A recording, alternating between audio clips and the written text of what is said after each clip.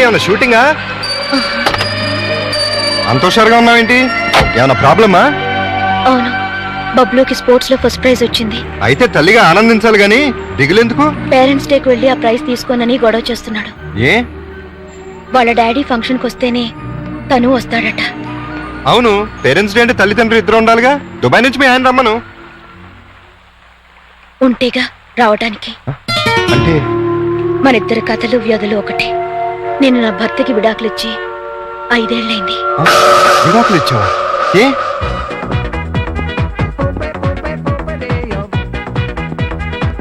ఆ tape recorder ఎక్కడదండి?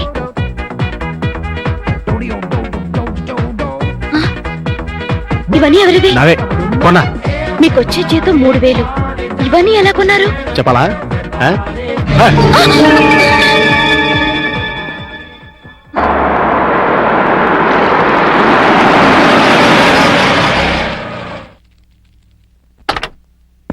ఈ car ఎవరిదండి?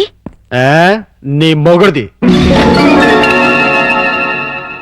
నిజం చెప్పండి, ఇవన్నీ కొనటానికి మీకు డబ్బు ఎక్కడి నుంచి వస్తుంది? ఏం చేస్తున్నారు? దొంగతనమా? కాదు, మగతనం. అంటే డీటెయిల్డ్ గా చెప్పాలా?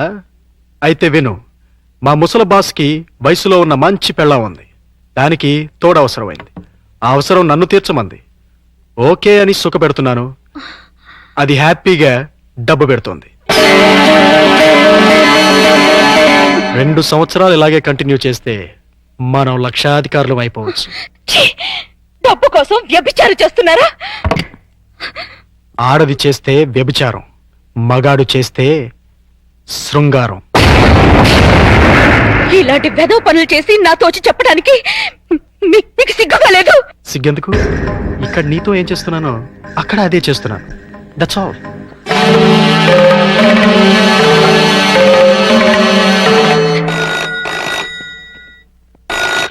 Hello, hi darling. ముసవాడు ఆఫీస్కి వెళ్ళిపోయాడా? ఓకే, 5 నిమిషాల్లో నీ ఒళ్ళో వాళ్తాను. బాయ్.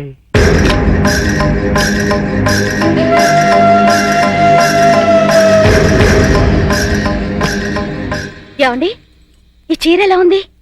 నీ మొహలా బానే ఉంది. ఈ బ్లౌజు? అది బానే ఉంది. నా తల్లోకి ఈ మల్లెపూలు సరిపోతాయండి? దేనికి?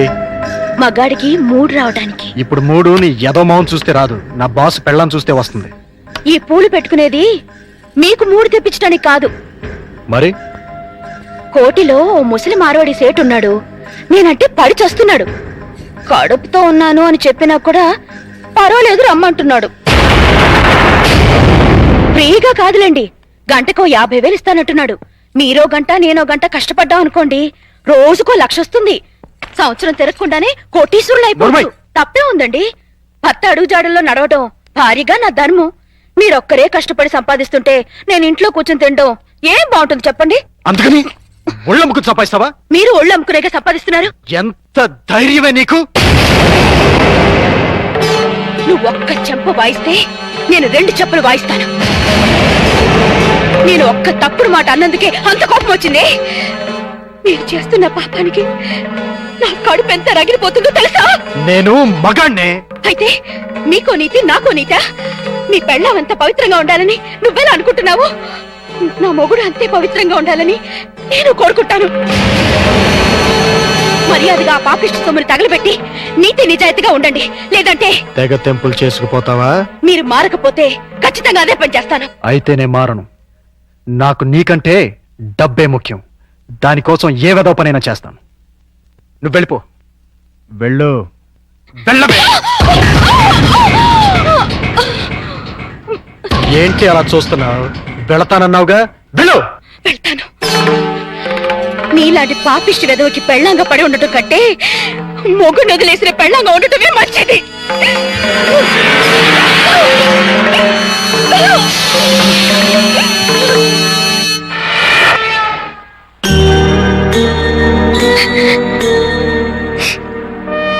నీ గతం ఇంత విషాదమైంది అనుకోలేదు. I'm sorry. సారీ ఎందుకు? మనిద్దరం ఒకరిని చూసి ఒకరు జాలి పడాల్సిందే. మీ భార్య పుట్టిన బిడ్డను పట్టించుకోకుండా వెళ్ళిపోయింది. నా భర్త పుట్టింది ఏ బిడ్డ కూడా తెలుసుకోకుండా వెళ్ళిపోయాడు. మనిషికి వైవాహిక జీవితం విఫలం కావటం కంటే దురదృష్టం మరొకటి ఉండదు. ముఖ్యంగా ఆడదానికి. ఈ జన్మలో అల్లుడికి పెళ్లి చేయగలమా? మీరు ఒర్రి అవ్వకండి. ఈ పాటికి ఎక్కడొక్కడ పుట్టే ఉంటది. అదిగో పుట్టింది. చూసారా? చూస్తుంటే వీడియోలాగే ఉందిరా. బోనస్ గా చేతిలో బిడ్డ కూడా ఉంది. అయితే ప్రొసీడ్ అవుదాం పద. ఎక్స్క్యూజ్ మీ సిస్టర్, ఏంటండి? మీతో పర్సనల్ గా మాట్లాడాలి. అలా వస్తారా? Roll camera rolling action. రండి మావయ్య. Cut cut cut. అట్ట కదయ్యా, రిక్వెస్ట్ చేయాలి. రండి మావయ్య. వచ్చానల్లుడు. మళ్ళీ ఎందుకు వచ్చావు? ఒక్కసారి ఈ అమ్మాయి ఫేస్ చూడు. స్వాతిముత్యంలో రాధికండి. ఎవరివిడా? పాపం మీలాగే సెకండ్ హ్యాండ్. మీ ఇద్దరు జంట మేడ్ ఫర్ ఈచ్ అదర్ అవుతుంది. ఈవిడికి బాబున్నాడు. నీకు పాప ఉంది. ఈవిడికి భర్త లేడు. నీకు భార్య లేదు. మీరు ఓకే అంటే ఈవిడ డబల్ ఓకే. ఆ, మీ వారు పోయి ఎన్నాళ్ళైంది? 8 ఏళ్ళైందండి. 8 ఏళ్ళ? అంటే ఈ బాబు నీకు పుట్టిన బాబు కాదా? నాకే పుట్టాడండి. ఆ, బాబు వయసు ఎంత? 8 నెలలండి. మరి మీ వారు పోయి 8 ఏళ్ళు అయిందంటున్నావు? చచ్చిపోయింది మా ఆయనే కానీ నేను కాదు కదండి.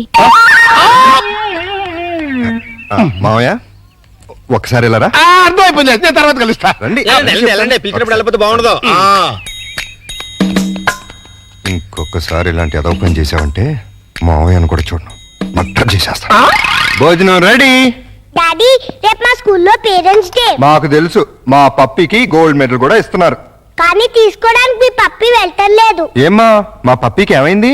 అసలు పేరెంట్స్ అంటే ఎవరు? అమ్మా నాన్న. మరి అమ్మ లేకుండా మనం ఎలా వెళ్తాం? అమ్మ తీసుకొస్తేనే నేను స్కూల్ కి వస్తాను. మీ అమ్మ రాదమ్మా, ఏ? చాలా బిజీ, టైం ఉండదు. ఆ ఫ్రెండ్స్ అమ్మలంతా బిజీయేగా, వాళ్ళు వస్తున్నారుగా. మీ అమ్మ అందరమ్మల్లా కాదమ్మా. అమ్మ రాకపోతే నేను వెళ్ళను. పప్పి అల్లరి చేయకుండా అన్నం తిను. నాకొద్దు. పప్పి.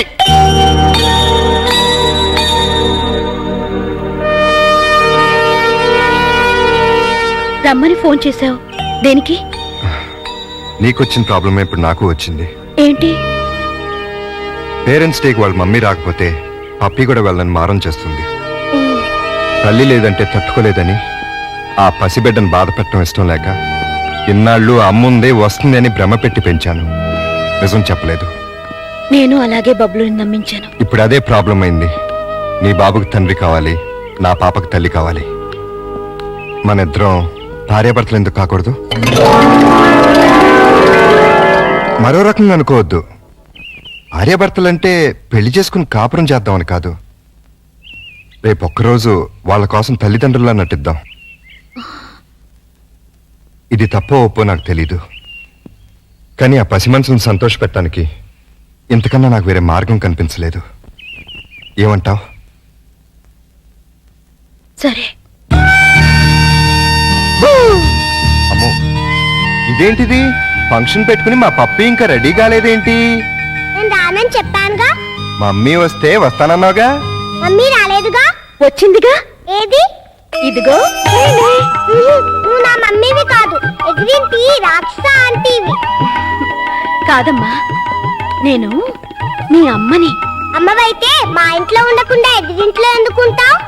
అదా, ఒకసారి మీ నాన్న నన్ను కొట్టి బబ్లు తీసుకుని బయటకు వెళ్ళిపోమన్నాడు, వెళ్ళిపోయాను. అంటే బబ్లు కూడా మా నాన్న కొడుకేనా? మీ నాన్న కొడుకు కాదమ్మా, నీ తమ్ముడు. ఏ భలే భలే.